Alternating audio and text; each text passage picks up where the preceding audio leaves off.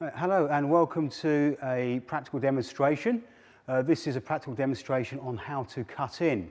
This is a basic decorating technique, but one we need to master. So the learning outcome for this is, in order to progress as a career as a decorator, this is a basic practical skill that you need to master. We can't really put masking tape around everything, all right?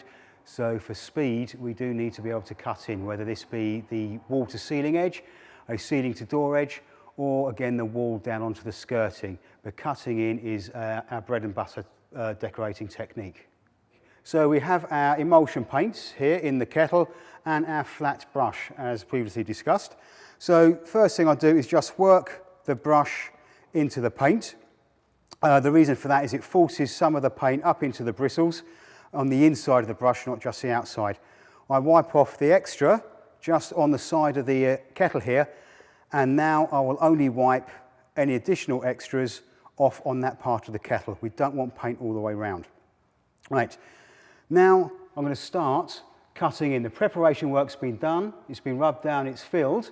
So in order to cut in the wall to the woodwork, I place the brush about 10 millimeters away from the wall, then guide the brush to the wall, and you've noticed I've got a slight diagonal twist on the brush. And I'm now applying pressure so the bristles buckle, and that forces the paint out the tail end of the brush, all right, along in a straight line down the edge of the door frame in this case. It's the same technique, whatever you are cutting in against.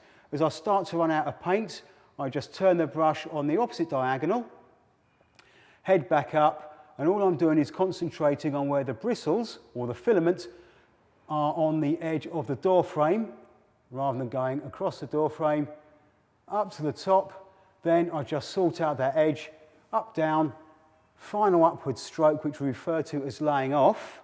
We've started on our paint work. Right? We've worked the paint into the brush, so we've got a good coating up inside, but we don't want too much. So quite often now we would just dip the brush into the paint and then tap the end of the brush bristles against the side of the kettle, okay, to remove the excess paint so we don't have drips.